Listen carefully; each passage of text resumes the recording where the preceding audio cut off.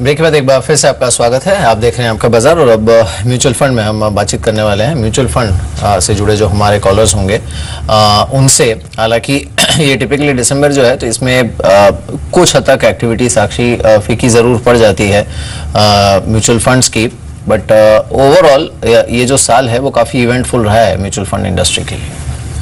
जी बिल्कुल, और आज के हमारे खास मेहमान हमारे साथ जुड़ चुके हैं म्यूचुअल फंड कॉर्नर में। दीपेश राघव है, नमस्कार, स्वागत है आपका बाजार के म्यूचुअल फंड कॉर्नर में। सर, आज के हमारे पहले दर्शक भी हमारे साथ मौजूद हैं जो कि अपना म्यूचुअल फंड का सवाल लेके आए हैं। आज गोम्स जुड़े हैं हमारे साथ गोवा से। नमस्कार गोम्स।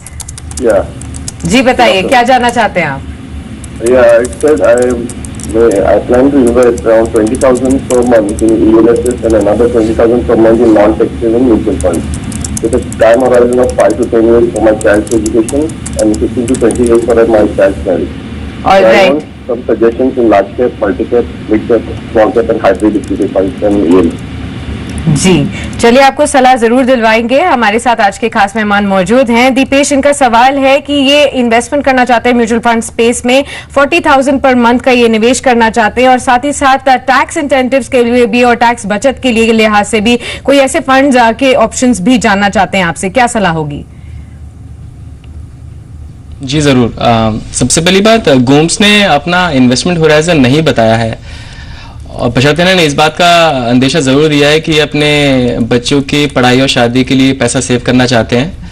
लेकिन जब भी आप अगर कुछ इन्वेस्टमेंट्स प्लान कर रहे होते हैं तो आपका गोल के लिए कितना पैसा चाहिए ये सोचना ज़रूरी है। इसके बावजूद क्योंकि उन्होंने कहा है कि तकरीबन 20,000 रुपये अपना टैक्स सेविंग फंड्स में डालना चाहते हैं और 20,000 रुपये नॉन टैक्स सेविंग फंड्स में डालना चाहते हैं, तो इनको राय दूंगा मैं कि टैक्स सेविंग के लिए तकरीबन 10,000 रुपये प्रति माह का निवेश axis long term equity fund में करें। दूसरे 10,000 रुपये का निवेश ये फ्रैंकलिन इंडिया टैक्सशील्ड फंड में करें।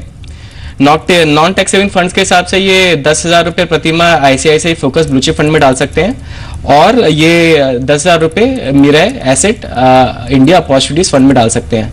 इसके अलावा मैं इनको एक बात ध्यान दिलाना चाहूँगा, अभी ये पैसा ने इक्विटी फंड्स में डाला है क्योंकि इनकी उम्र 30 साल है, तो मैं समझता हूँ कि इनके बच्चों की पढ़ाई और शादी का गोल अभी काफ़ी दूर है, इसमें काफ़ी समय है। तो बस इनको मैं ये राय देना चाहूँगा, जैसे जैसे अपने ये लक्ष्य के निकट पहुँचें, अपने पैसे को इन इक्विटी फंड से निकाल के डेट फंड्स में डालना शुरू कर दें। यही मेरी राय होगी उनके लिए। चलिए, इस बीच आसाम चलते हैं। आसाम से हमारे साथ हमारे अगले दर्शक हैं विजय कुमार गुप्ता, हमारे साथ जुड़े हैं। विजय, मॉर्निंग टू यू। क्या है सवाल आपका? नमस्कार जी। नमस्कार, बोलिए। मैं 10,000 पर मंथ मैंने म्यूचुअल फंड में इन्वेस्ट करने के लिए सोच रहा था। ओके। 12 से 15 साल के लिए। इससे पहले आपने कोई इन्वेस्टमेंट किया है क्या म्यूचुअल फंड में? नहीं जी, नहीं किया है। तो आपका पहला इन्वेस्टमेंट होगा म्यूचुअल फंड में? जी जी। आपकी उम्र क्या है? 30 साल 31 साल का लगभग। 30 साल की आपकी उम्र है। अच्छा, और एनुअल इनकम आपकी 2 लाख रुपए है। ऑलराइट सर, क्या सलाह होगी आपकी? ये 10,000 रुपए की SIP शुरू करना चाहते हैं अगले 15 सालों के लिए, ये इनका पहला इन्वेस्टमेंट होगा म्यूचुअल फंड में। How he should split it? जी, क्योंकि ये नए निवेशक हैं तो इनको मैं राय दूंगा कि ये mid cap small cap fund में डायरेक्टली पैसा ना डालें। तो मैं इनको एक लार्ज कैप फंड दूंगा जो कि U2 इक्विटी फंड है। इसमें ये 5,000 रुपये का निवेश करें प्रति माह। इसके अलावा मैं इनको कहूँगा कि ये 5,000 रुपये प्रति माह का निवेश Franklin India prima plus fund में भी करें। तो कुल मिलाकर 10,000 रुपये हो गए। इनमें से एक लार्ज कैप फंड है और एक लार्ज और मिड कैप फंड है।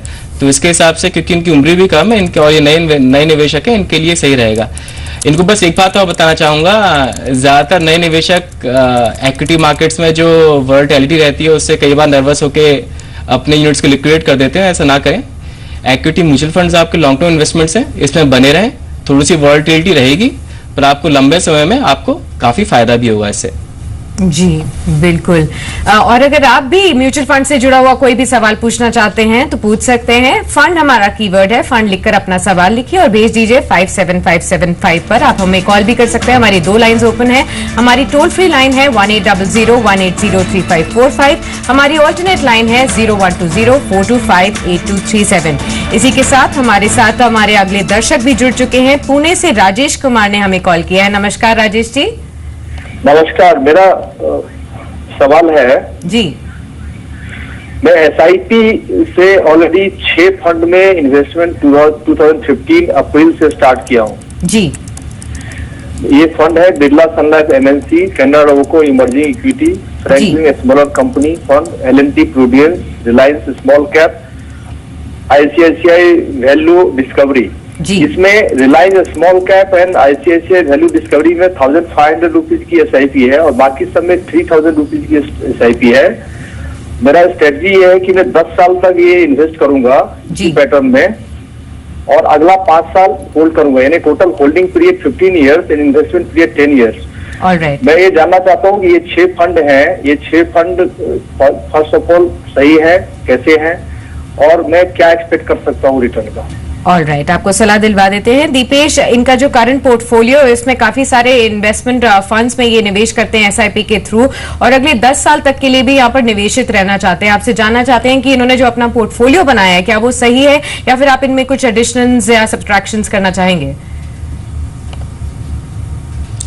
देखिए, जहां तक बात फंड्स की चॉइस के बारे में है तो मैं राजेश जी को बधाई देना चाहूंगा कि उन्होंने फंड सच में काफी अच्छे सिलेक्ट किए हैं। तो इसमें कोई दो राय नहीं है कि उनके फंड जो भी हैं काफी अच्छे हैं।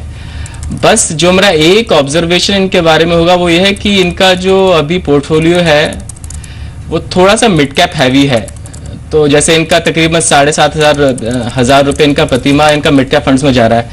तो मशवरा दूंगा बस थोड़ा सा इसको रिएलोकेट कर लें, तो मैं मिड कैप में थोड़ा सा कम कर लें और थोड़ा सा लार्ज कैप फंड्स में थोड़ा सा निवेश बढ़ा दें। तो इनके फंड्स अच्छे हैं, तो इनके जो फंड्स है उसी में थोड़ा सा मैं रिएलोकेशन के उससे बताता हूं मैं आपको इन्हें क्या करना चाहिए। तो ये अपना जो एलोकेशन होना चाहिए वो ऐसा होना चाहिए कि Franklin India small companies fund, इसमें 4,000 रुपए का निवेश करेंगे। L&T प्रूडेंस फंड में 5,000 रुपए का निवेश करें प्रतिमाह। ICICI प्रू वैल्यू डिस्कवरी में 3,000 रुपए का निवेश करें। Birla Sun Life MNC fund में भी 3,000 रुपए प्रतिमाह का निवेश करें।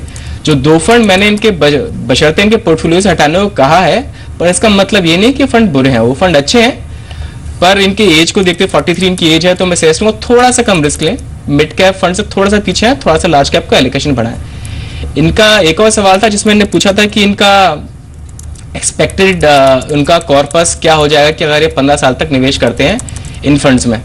तो देखिए, इक्विटी फंड्स में रिटर्न्स गारंटी नहीं है, तो कोई भी आपको ये नहीं बता सकता आपका रिटर्न कितना आएगा कितना नहीं आएगा, परंतु 10 से 12% का रिटर्न एक्सपेक्ट करना ये एक रीजनेबल एक्सपेक्टेशन होगा। अगर आप 10 से 12% का रिटर्न एक्सपेक्ट कर रहे हैं, एक सही एक्सपेक्टेशन है। तो मैं आपको एक आइडिया दे देता हूं, of course nothing is guarantee.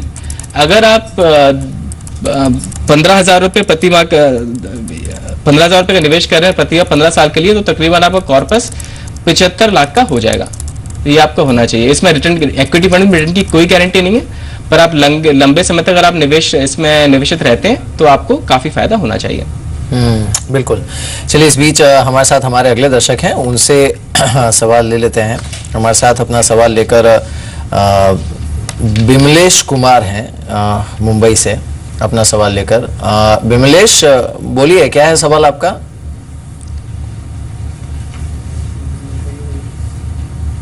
Bimlesh, can you hear me?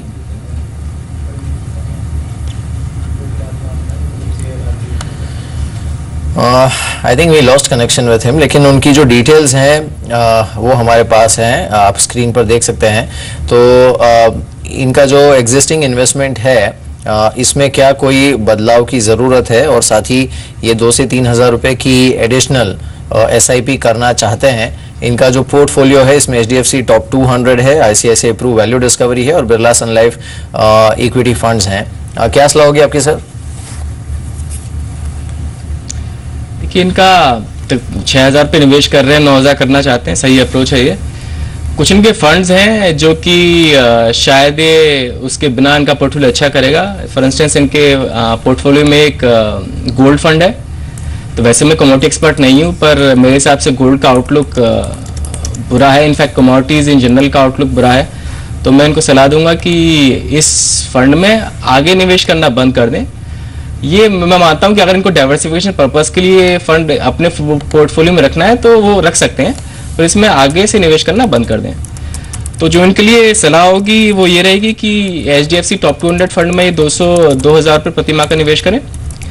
ICICI Pru value discovery में 3,000 रुपये प्रति माह का निवेश करें और Birla Sun life equity fund में ये 4,000 रुपये प्रति माह का निवेश करें। ये इनके लिए सही अप्रोच होगी।